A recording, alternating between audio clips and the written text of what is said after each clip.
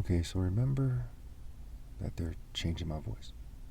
True justice comes from God, and let's show how Set testifies against himself. Now, for those of you who were foolish enough to not believe me, think about the phrase hacking my brain. Hacking is a play on words for hawk, king. Hawk, king. So if these people in the tech sector especially, right, pharmaceutical sector, pharmakeia means sorcery, where we get the word pharmaceutical, are hacking people's brains on record, and they've admitted that they can do it to a certain extent. Were they hacking my brain in the 80s, and causing the crack and gang violence to explode in the 80s? Okay, I've never been a crackhead myself, but they've caused other people to make those mistakes. Yes. Gangstalking, gangstalking. Proverbs 17:23 for those of you who are Christian, Muslims, and Jews. If you're a Christian or a Muslim or a Jew. The wicked accept bribes in secret to pervert the course of justice. So it's your religion to believe that the wicked accept bribes in secret to pervert the course of justice. I'm the son of two doctors. One is brain surgeon and humanitarian, and his very moral doctor wife, a general surgeon. And so if you're the wicked and you're trying to keep people down so that you look good, are you going to magically overlook a brain surgeon's namesake? No, of course not. Let's go to Proverbs 11:1 for those of you who still don't agree. The Lord detests dishonest scales, but accurate weights find favor with him. So the scale that you're using is very dishonest, if you won't admit that I'm right about that. Matter of fact, let's go to Proverbs 11 and prove my point. It's a very good chapter there. Okay, so again, the Lord detests dishonest scales, but accurate weights find favor with them. That's the first verse, so let's continue. When pride comes, then comes disgrace, but with humility comes wisdom. So I've humbled myself to say that I'm not equal to God, and I'm God's son. I've humbled myself to tell this story when at times, some people might argue it makes me look quote-unquote bad, but it doesn't if you really are deep, but a lot of people aren't. The integrity of the upright guides them, but the unfaithful are destroyed by their duplicity. Part of their duplicity is making it so I sound cocky or weird or mentally ill, at times causing me to stumble on my words. Have they won that exchange? No. Because people know that they have the means, motive, and ability, that they're not credible or trustworthy. They're the government, they're the police, covering up their mistakes these days, what have you. And they know that I have a legal and peaceful top martial arts challenge, where if you're not religious, you see it as me putting my money where my mouth is. $60,000 if I'm not compensated, if you can beat me. Pay nothing if you lose, $50 to show. And if I'm compensated, we're at like $10 million or $100 million if you can win. For a sparring match in the park or something, outdoors somewhere, that would take maybe 5 minutes. There isn't a martial artist on the planet who wouldn't want to accept that challenge if they could beat me. They cannot beat me. And I've commented on countless videos. I've promoted that video in countless videos. I've been on different websites, Facebook, Instagram, I think, some other sites as well. Even on dating sites, I put it there for females who come across my page to say, wow, that's what this guy does. And maybe they know martial arts, maybe they take martial arts themselves, what have you. Wealth is worthless in the day of wrath, but righteousness delivers from death. So you hear all these gangsters and all these corporate people and all these people in a hyper-materialistic society. They say they're about their money. But it's worthless in the day of wrath. You can't take it with you. The parable of the rich fool.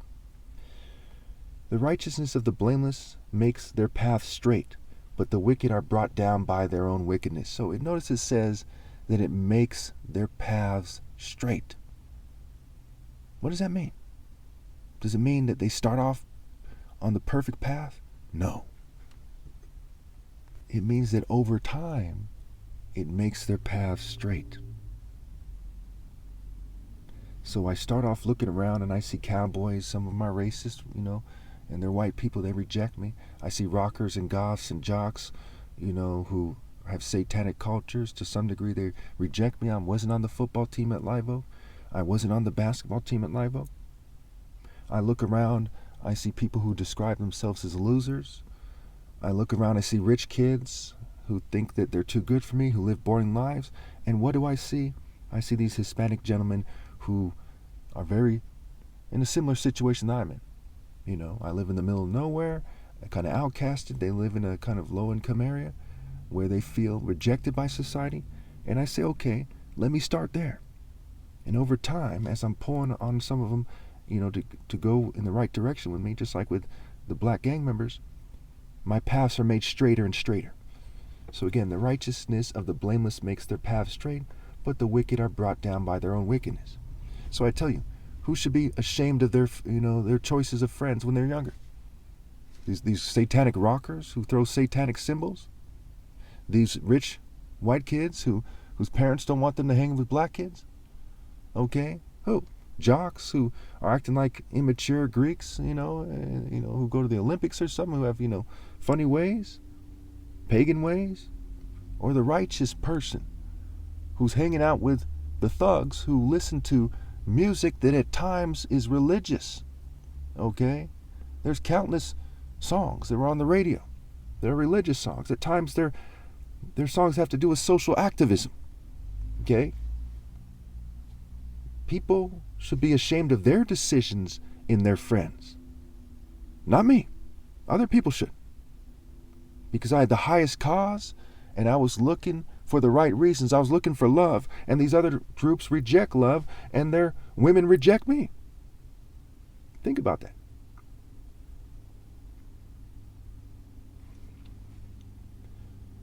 Okay. So again, the wicked are brought down by their own wickedness. So if you're hanging out with gang members and you're not someone who's trying to pursue the highest cause, you're going to keep going down, down, down, down, down. You're not going to be saved by God because you're on the wrong path for the wrong reason. The righteousness of the upright delivers them, but the unfaithful are trapped by evil desires. So what traps them? Their wickedness, their evil desires. Like it says in John 8, right? You're the children of the devil if you are inclined to do what the devil did. If you look at the world and you think that you should just be an evil person, an evil spoiled brat, that's what the devil thought. In Egyptian mythology, Horus and Set were both kind of royalty, right? And one of them was just bitter and jealous of the other one, and the other one was Horus, who was righteous. It's like Cain and Abel. Hopes placed in mortals dies with them. All the promise of their power comes to nothing. So you hear gang members saying, okay, that they run that area, black, Hispanic, island, Asian, white, you name it, that they run some neighborhood or whatever. So they're putting hope in mortals, and it's going to die with them. And the promise of their power, of worldly power, right? Pow, ear, comes to nothing. So they're making an inferior warrior argument, an inferior martial art argument. So it is with the military and the police who rely on the state. They're relying on mere mortals. So again, hopes placed in mortals dies with them. All the promise of their power comes to nothing. The righteous person is rescued from trouble, and it falls on the wicked instead. With their mouths the godless destroy their neighbors, but through knowledge of God, that is, the righteous escape. When the righteous prosper, the city rejoices. When the wicked perish, there are shouts of joy. Now which city? Jerusalem in this world? Who's helping the rich whites, Jews, and LGBT people persecute me? No. The idea that Jerusalem is superimposed on with God. They rejoice that I prosper and I have conquered and I've won. There's no way for them to beat me fair and square now. But there's still a way for them to get paid if they accept my challenge and they magically find a way to beat me, which is basically impossible. The martial art gap is extreme at this point. Through the blessing of the upright, a city is exalted, but by the mouth of the wicked, it is destroyed. Okay, through my blessing, okay, Morgan Hill would have been exalted. Santa Clara County, California, America. But the actions, right? Actions speak louder than words. The mouth that consumes souls. The diabolical and sinister mouth of the wicked destroyed the hopes for the inhabitants of the world, with a special emphasis on this county and city. Whoever derides their neighbor has no sense, but the one who has understanding holds their tongue. So whoever, brings them down, whoever talks bad about them for no good reason, okay, has no sense. A gossip betrays a confidence, but a trustworthy person keeps a secret. Now, there's all kinds of applications here. Loose lips sheep ships, but it doesn't mean that you should keep everything concealed. Who, what, when, where, how, why? Matthew 10. What is whispered in your ear will be declared from the rooftops. Who, what, when, where, how, why? Strategy, tactic, technique. For lack of guidance, a nation fails, but victory is won through many advisors.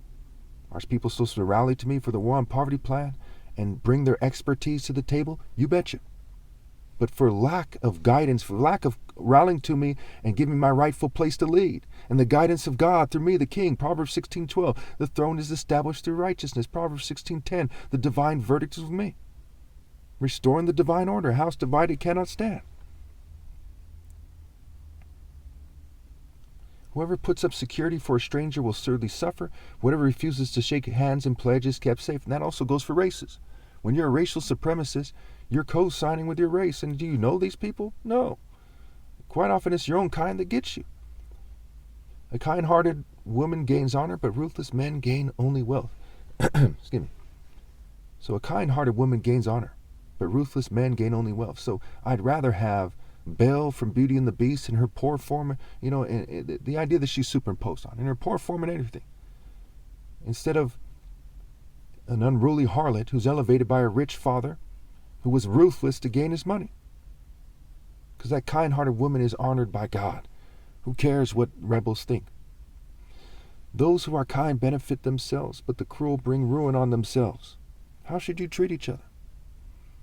A wicked person earns deceptive wages, but the one who sows righteousness reaps a sure reward. If a gold digger had sense, she would look for the guy who has stored riches with God, not riches in this world. Because a wicked person earns deceptive wages, and they eventually cost him. Truly the righteous attain life, but whoever pursues evil finds death. Rally to me and pursue righteousness. The Lord detests those whose hearts are perverse, but he delights in those whose ways are blameless. So again, it was the beginning of my path when I hung out with gentlemen in gangs and the females who roll with them. Okay. So I was doing what was right. I'm blameless because my intention was sound and I'm being hit with technology and so on and so forth. And notice it says the Lord detests those whose hearts are perverse. There are people who say that God doesn't hate anyone.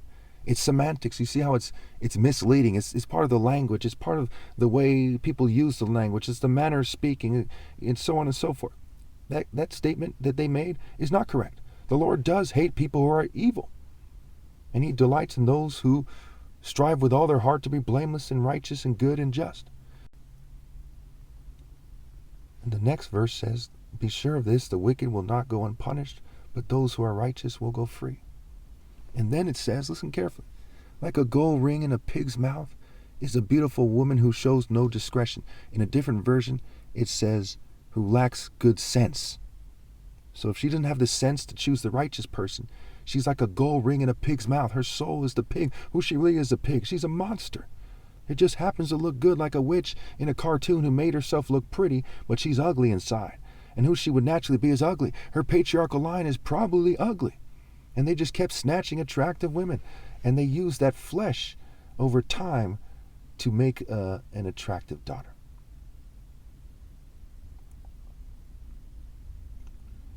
The desire of the righteous ends only in good, but the hope of the wicked only in wrath. So some female looking like she's a thug or something rolled up next to me, but I'm just going to finish this. One person gives freely, yet gains even more. Another withholds unduly, but comes to poverty. A generous person will prosper. Whoever refreshes others will be refreshed. People curse the one who hoards grain, but they pray God's blessing on the one who is willing to sell, right? So be generous. Whoever seeks good finds favor, but evil comes to one who searches for it. So I was seeking good. Okay. Well, it turns out the person wasn't a thug, but they have a certain vehicle in a certain way about it. Okay. But now I'm being fumed for whatever reason.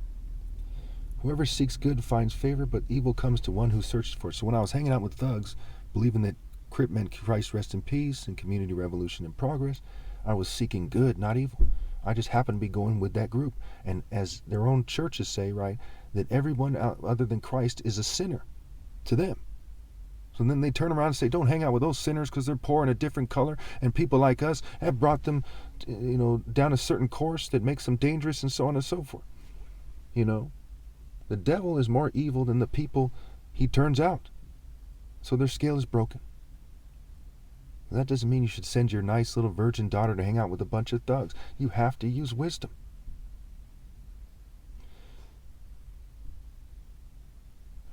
Those who trust in their riches will fall, but the righteous will thrive like a green leaf. We'll make it the tree of life. The fruit of the tree of life can also be the fruit of the womb of the righteous woman. It can also be the actions, the deeds. Whoever brings ruin on their family will inherit only wind, and the fool will be servant to the wise. So who's supposed to be above who? The people fuming me?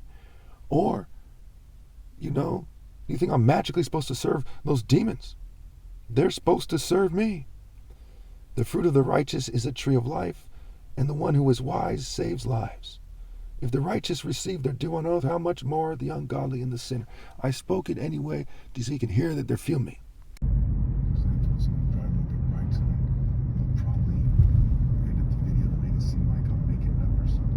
So during the making of this video, these people pulled up, those two people in the black car.